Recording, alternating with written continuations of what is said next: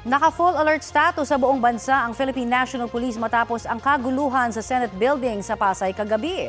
Ininspeksyon na ang pinangyarihan ng gulo sa ikalawang palapag ng gusali. Nakakordon ang naturang bahagi ng gusali. Sa mga kuha po ng abogado ni Senador Bato de la Rosa na si Attorney Israelito Torion, makikitang may mga tama ng bala ng baril ang bintana. Ayon kina PNP Chief Jose Melencio Nartates Jr. at DILG Secretary John Vic Remulla, walang nasaktan sa insidente. Sabi naman ni PNP spokesperson Brigadier General Randolph Tuanyo, ipepreserba nila ang mga ebidensya. Samantala, dumarami ang mga lugar sa bansa na posibleng makaranas naman ng matinding init at alinsangan.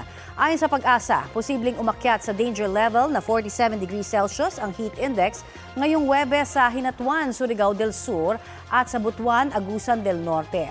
45 degrees Celsius naman sa San Ildefonso, Bulacan, Kamiling Tarlac at sa Borongan, Eastern Samar. 44 degrees Celsius sa Tuguegarao, Cagayan at siyam na iba pang lugar. Danger level din ang 43 degrees Celsius na posibleng heat index sa Pasay City at 16 na iba pang lugar sa bansa. 42 degrees Celsius dito sa Quezon City at sa 16 na iba pang lugar. Extreme caution level na 41 degrees Celsius ang heat index na inaasahan sa Bacnotan, La Union, Apari, Cagayan, Vera Catanduanes, Ginobatan at Daraga sa Albay, Rojas, Capiz, Mactan, Cebu, Lagindingan, Misamis Oriental, Maramag, Bukidnon at sa Cotabato City.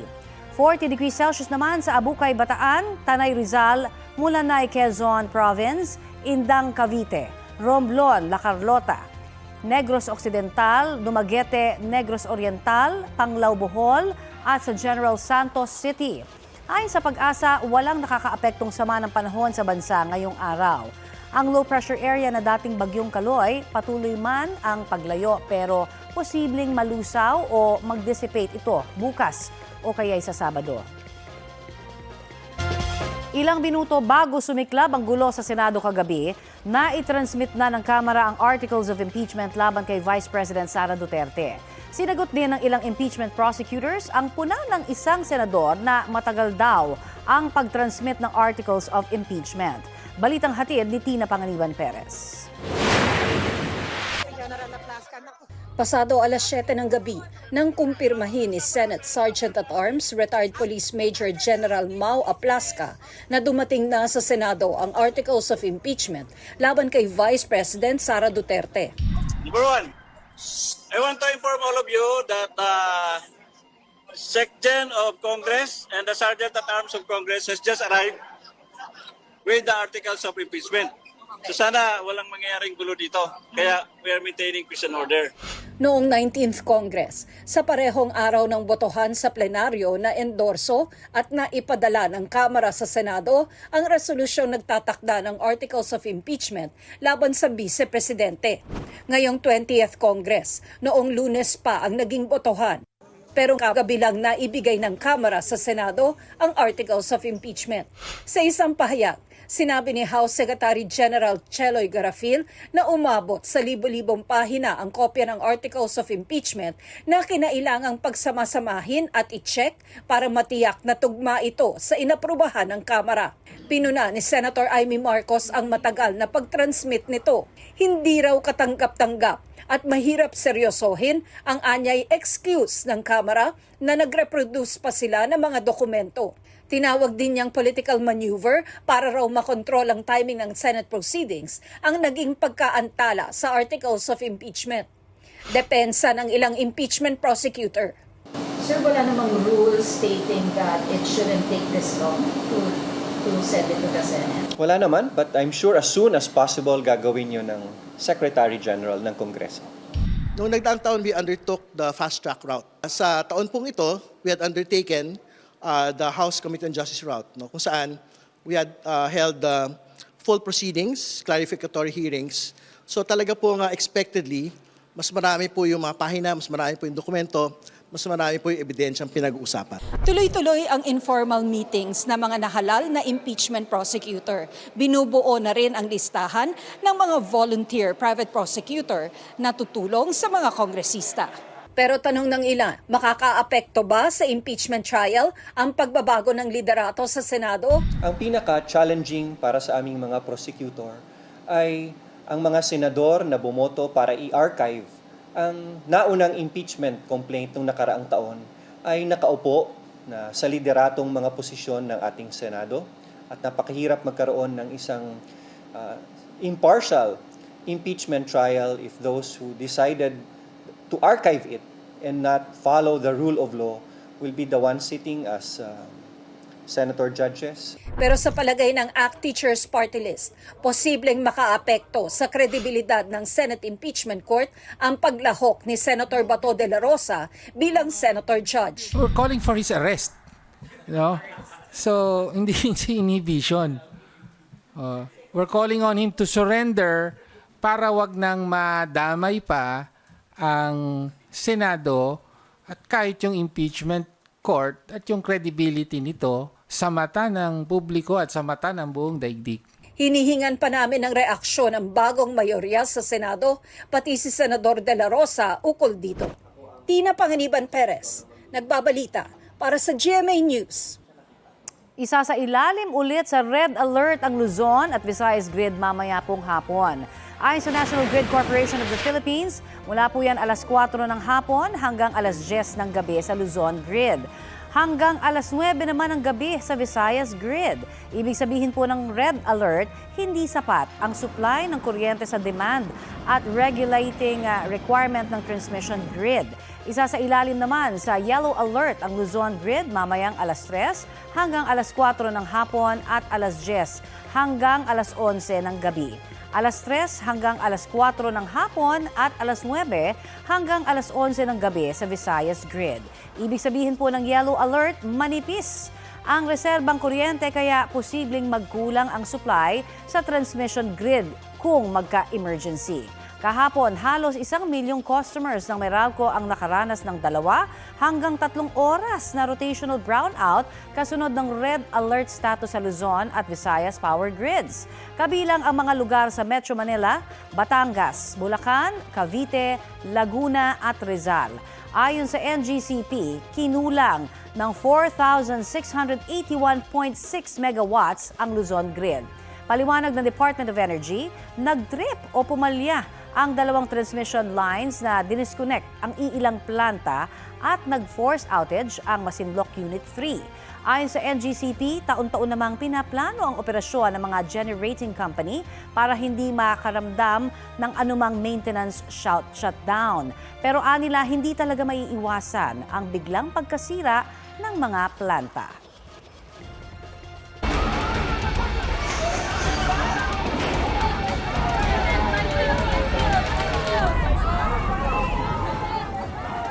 Bago ang impormasyon mula sa isang senador na nakaalis na sa Senado, si Senador Bato de la Rosa, nagpakita at nakapanayam kanina ang abogado niyang si Attorney Israelito Torion.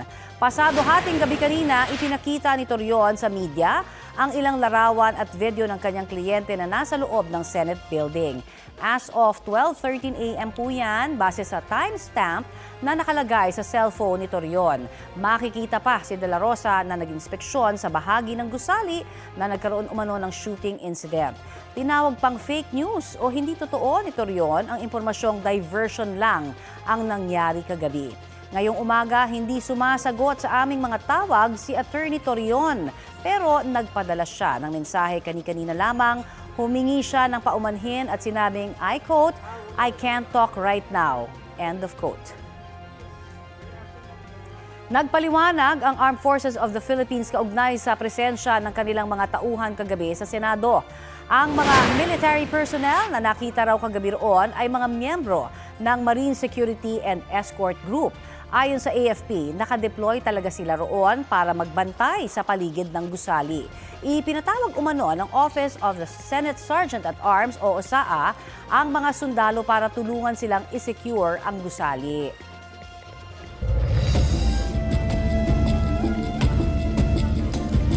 Natagpuan na po ang nawawalang binatilyong nalunod sa dagat sa Sanchez Mira, Cagayan nito pong Lunes. Ayon sa Municipal Disaster Risk Reduction and Management Office, nadiskubre kahapon ng ilang residente ang biktima na palutang-lutang sa dagat na sakop ng barangay Masisit. Mismong mga magulang ng 13 anyos na binatilyong taga-barangay Damang ang kumilala sa bangkay. Kwento nila, nagkayayaang mag-swimming sa dagat ang mga kasamahan ng kanyang anak sa taekwondo team. Agad naman daw nagsagawa ng search and rescue operations ang mga otoridad. Sinusubukan pang makuhanan ng pahayag ang teammates ng binatilyo. Patay matapos tagain ang isang lalaking nag-amok sa Libona, Bukidnon. Ayon sa pulisya, lasing noon ang lalaki at pumasok sa katabing bahay. Sa kanyang panggugulo, nasira niya umano ang speaker at bubong ng kapitbahay.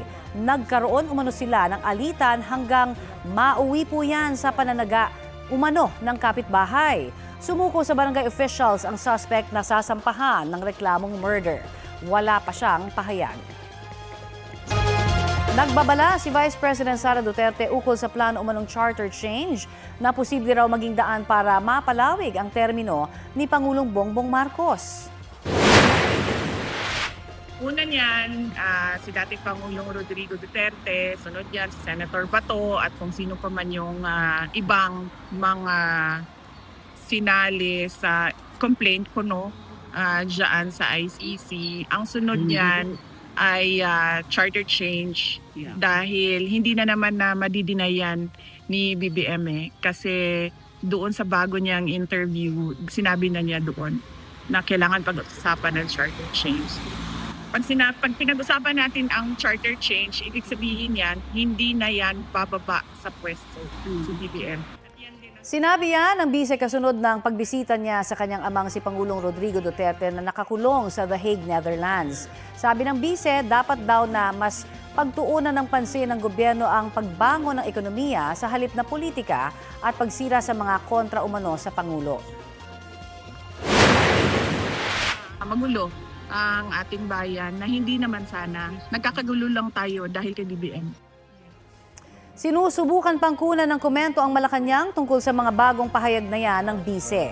Dati nang sinabi ng Malacanang na nakafocus sa ekonomiya ang Pangulo imbis na sa charter change. Pinuna ng ilang miyembro ng Akadim ang pagpapalit ng liderato sa Senado na iniugnay nila sa impeachment proceedings laban kay Vice President Sara Duterte. Balitang hatid ni Mariz Omali. Kinondena ng 32 mga dean at propesor mula sa iba't ibang law school sa bansa ang tangkaraw ng Senado na hadlangan ang impeachment trial laban kay Vice President Sara Duterte. Tinukoy nila ang biglaang pagpapalit ng liderato ng Senado sa araw ng i-impeach ng Kamara ang pangalawang Pangulo. Umupo bilang Senate President si Senador Alan Peter Cayetano matapos makumpleto ang 13 boto dahil sa paglabas ni Senador Bato de la Rosa na halos 6 na buwan na hindi nagpakita sa sesyon. Binatikos din ng mga eksperto sa batas ang pagdedesisyon umano ng Senado na i-adopt ang definisyon ni dating Senate President Cheese Escudero sa salitang forthwith na sa kasamaang palad daw noong panahong iyon ay kung kailan naisin ng Senate President. Pinaalalahanan din nila na hindi opsyon ng mga senador ang tumangging umupo bilang impeachment court. At kung di raw nito gagampanan ang tungkulin nila sa saligang batas, ito ay maituturing na dereliction of duty o pagpapabaya sa tungkulin. Hinihinga namin ng pahayag si Cayetano at ang majority sa Senado kaugnay nito. Sa isang pahayag na nawagan naman ang Catholic Bishops' Conference of the Philippines o CBCP sa Senado na agad magtipon bilang impeachment court para sa paglilitis kay Vice President Sara Duterte. Binigyan diin ng mga obispo na ang pagpapatagal sa paglilitis ay pagpapatagal din ng hustisya para sa mga Pilipino at kay Vice President Duterte. Mariz Umali nagbabalita para sa GMA News. Nakalista na bilang defendant si Senador Ronald Bato de la Rosa sa website ng International Criminal Court o ICC. At large ang status ni de la Rosa wala na sa Senado ayon sa isang senador. Itinuturing ng defendant si Senadora De La Rosa matapos isapubliko nitong Lunes ang arrest warrant na inilabas ng ICC Pretrial Chamber 1 noong Nobyembre. Yan ang kaparehong pretrial chamber na nagpa-aresto noon kay dating Pangulong Rodrigo Duterte. Si De La Rosa ay iniuugnay sa mga pagpatay sa bansa noong July 2016 hanggang April 2018, panahong siya ay PNP chief. Dati nang sinabi ni De La Rosa na wala raw siyang ipinapatay. Gagawin daw niya ang lahat ng legal na hakbang para hindi siya dalhin sa the Netherlands.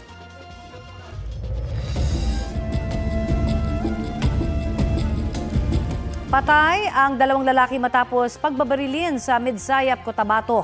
Ayon sa pulisya, nasa Barangay Poblasyon 8 ang 2 biktima na bumili ng alahas mula sa mga nagpanggap umanong ahente mula sa Lanao del Sur. Pagtapos ng transaksyon, sumakay ng pick-up ang mga biktima at nang paalis na, doon sila pinagbabaril. Dumiretso sa kanal ang sasakyan. Matapos po ang pamamaril, kinuha ng mga suspect ang mga ibinenta nilang alahas. Dead on the spot ang driver at isa pang sakay ng pick-up. Sugatan naman ang isa pang pasahero habang ligtas ang menor de edad na sakay rin ng pick-up. Sinusubukan pang kunan ng pahayag ang pamilya ng mga biktima. Patuloy na tinutugis ang mga suspect.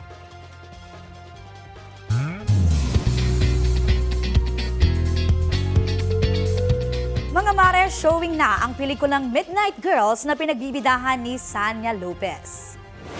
Sa premiere ng pelikula, full support ang kanyang Encantadia Chronicles Sangre co-stars na sina Glyza De Castro, Faith De Silva at Bianca Umali. Nariyan din sina House of Lies stars Martin Del Rosario at Chris Bernal. Present din sa event ang cast ng pelikula na Pretty in Purple. Kasama ni Sanya riyan sina Jane Oineza, Loisa Andalio at Jody Santamaria. Kwento nila dapat abangan ang mga challenging scenes ng kanilang mga karakter. Mas maiintindihan din daw ang mga suliranin ng OFWs kapag napanood na ang pelikula.